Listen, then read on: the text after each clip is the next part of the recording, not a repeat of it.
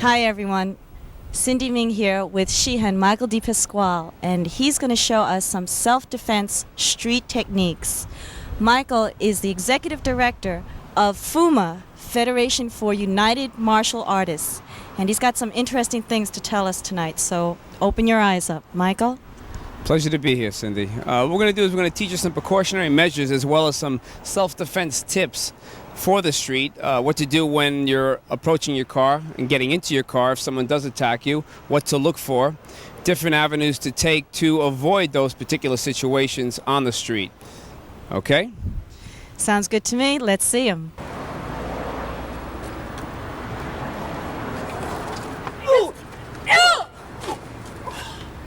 Nancy, nice job. Congratulations. Thank you. Okay. Michael, why don't you tell us what went on here? Blow-by-blow description, so to speak. Well, first, what we're actually doing is we're taking step by step, putting the arm around the shoulder as to pull her away from the door to attack her. From there, what she's going to do is come into an arm bar lock, which is primarily a jiu-jitsu type technique, using the arm bar so that the man can't use the elbow. From here, she's going to strike with the keys, while she still has the keys in her hand, to the face, of course, causing severe damage to the eyeballs, the sockets, the nose, whatever, the teeth, the mouth. And at that point, what's going to happen is the person's going to drop his guard once he gets struck to the face. Sure. So strike to the face from here. Now from here, all she's going to do is secure her motion by striking to the groin with the knee. As I go down from here, strike there. By that time, the man is finished. That's it. Okay? And again, the one thing that we always teach, and I think it's very important that most martial art instructors do teach it, and people that are teaching self-defense programs for women, is the fact that for every action there's a reaction, okay? And when a person is attacked, when you're attacked, the element of surprise is very important. Such as the element of surprise attack is a shock to the person that's being attacked. The element of surprise defense is a shock to the person who's obviously attacking. So if she were to come and I come with my arm around here, all of a sudden right around, I'm in shock. For that 2 seconds, and I'm shocked because she's reacting off of my motion, which I don't expect. She's immediately going into action, into gear, and firing up, striking to certain areas of the body and causing damage. By that time, it's too late for me to pull back and think of something else. Michael, I understand that FUMA, why don't you give out the acronym for that, the Federation? Federation of United Martial Artists, Crusade Against Crime. Excellent. You have a monthly column. We have a monthly column. Rich Faustini writes the column for my magazine, which is I'm the publisher of and the editor of Karate International Magazine. So it's out. This is a new issue. It'll be on the stands on August 20th, this particular issue. So terrific. Look it up, and I think you'll learn something from the column as well. You have something monthly going on. Bi-monthly in this magazine, yes. All right, thank you very much. George Strickland for the Martial Art World. We're here at the Metropolitan Open, and I'm talking with Scott Motter. You did some very interesting breaks. How did you get into breaking? Well, I started off with my sensei though. She thought that I've been doing kumite for a long time, and my moves have been like pretty good though, and hard though. So she said, she thought that I was being like held back. So she decided to put me into breaking though, so I could really show my strength though, and that's what she did. Has it really helped you? Yeah, it did. Because in my system though, control is like a big thing though. You're not supposed to put any power into your kicks though. You're supposed to really control it a lot though. So breaking shows how much power you could really put into something. How long did it take you to get to this level where you're able to do multiple breaks? I'd say like 2.5 years. 2.5 years. Yeah. You go through the normal bumps and bruises in learning? Yes. Well, I started off like that. What would you say to some of the youngsters that are out there now that are going to begin their breaking? What should they concentrate on? Focusing in the exact area though. And it doesn't have to do with really strength too much. It's really the mind though, and getting it through though. You got to think that you want to go through it though. You don't want to stop at the, like if this is the board, you don't want to stop here. You want to go through it though. That's what you got to think. And you got to really get psyched up. So it's a complete mental thing. You against the board. Yes. And then just you by yourself. Yeah. What are your future plans?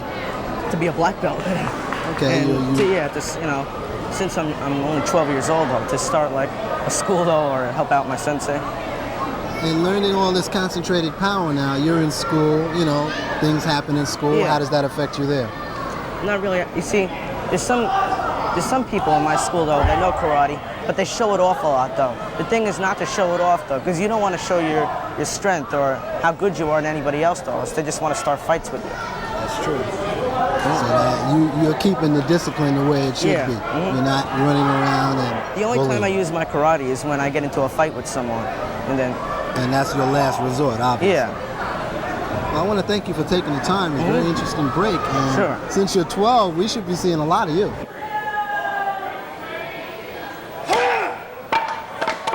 And I'm talking with the second place winner, Brenda Morris, for breaking.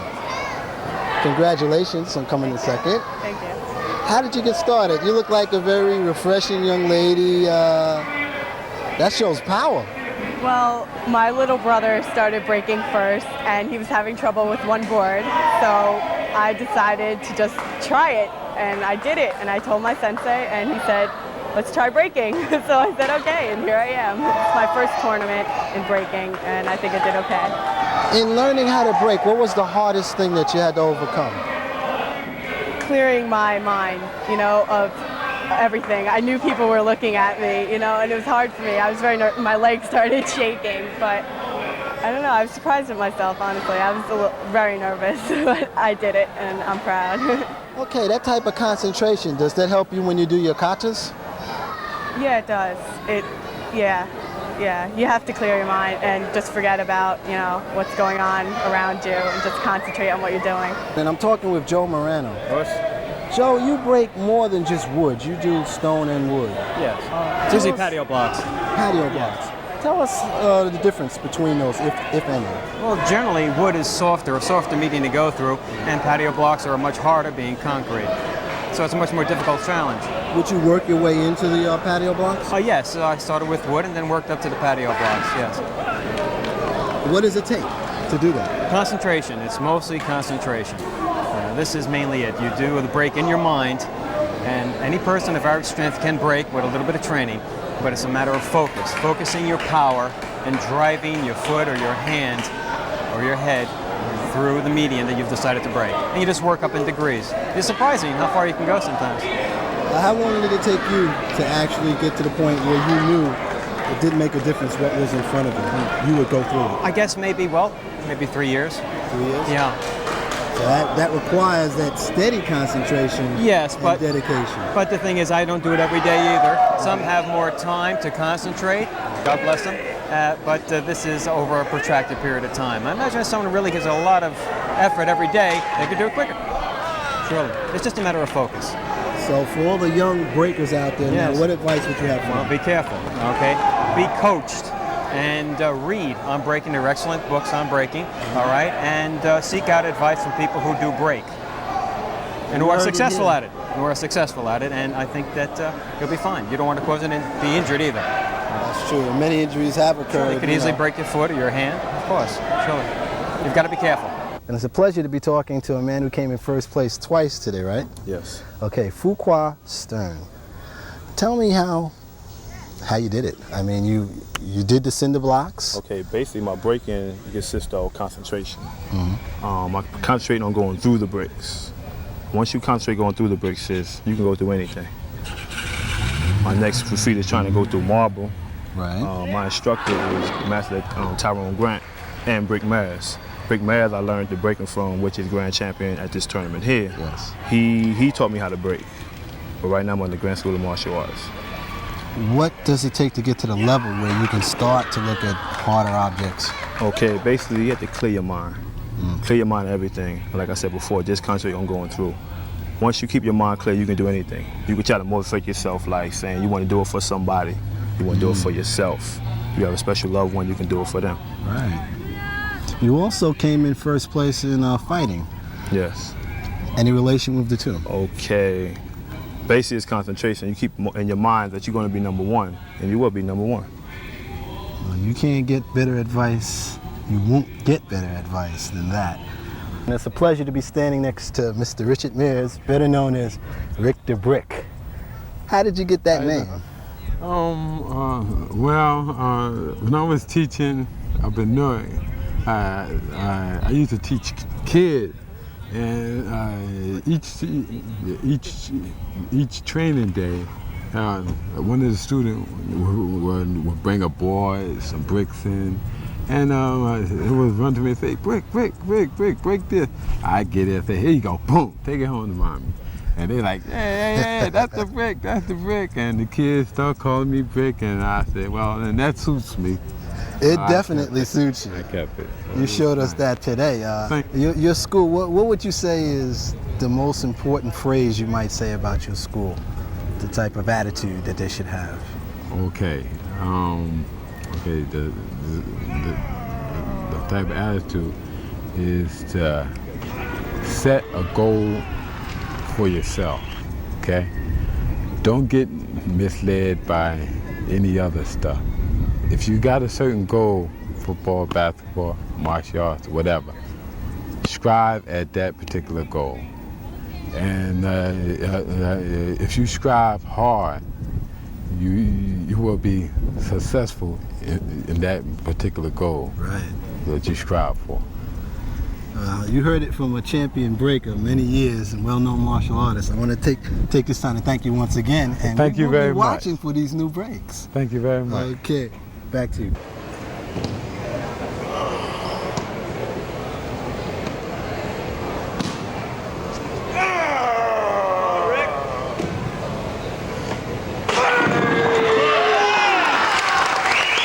I'm standing here with the first place winner in men's forms, black belt forms, Mike Steigerwald. That's a beautiful form. Where did it come from? Thank you. It's a Southern style Shaolin Chinese form. It's sometimes called Kung Fu, and it mimics the movements of the Praying Mantis. It's a Praying Mantis form. That form has so many flowing, grabbing, and throwing moves. Yes. It's amazing. Thank you.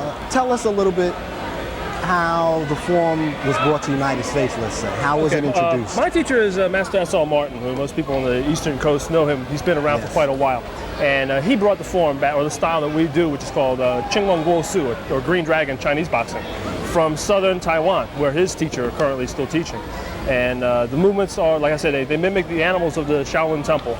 My form in particular is Praying Mantis, but we also teach the movements of the tiger and the crane. That itself is always appetizing to watch when the forms, and the judges love it because they see the continuity and all the movement. As far as the sparring competitions go, you love, obviously, sparring as well. Yes. A lot of Kung Fu stylists are so good at forms that they skip the sparring. Yeah, we emphasize being a total martial artist. Not only do we do empty hand forms and empty hand weapons forms, but we also concentrate on the application of those techniques for the fighting, because after all, it is a martial art. So if it's not effective for fighting, then I'd rather not do that type of martial art. Yourself, how many years have you I've been doing the martial arts over 20 years. I started originally in judo when I was about 8 years old. I started taking Okinawa-style Matsubayashi Shorin-Ryu karate until I made first degree brown belt. Then I went into the military, started traveling around the country, and it was just working out with whoever I could find. And I ended up in 1978 stationed in McGuire Air Force Base in New Jersey, and that's where I met my current teacher, Master Martin, who had also studied judo and Matsubayashi and all these other things I had done. And he was now teaching Shaolin Kung Fu, and I saw it, and I liked it. So I've been doing that ever since. Blend for you. Perfect blend.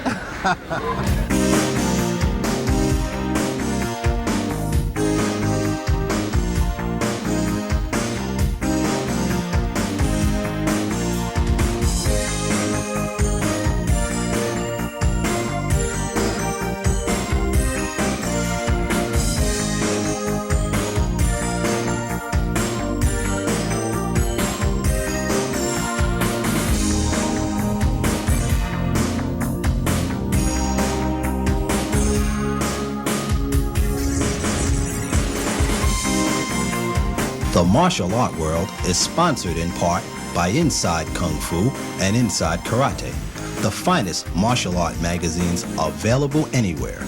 Look for them today.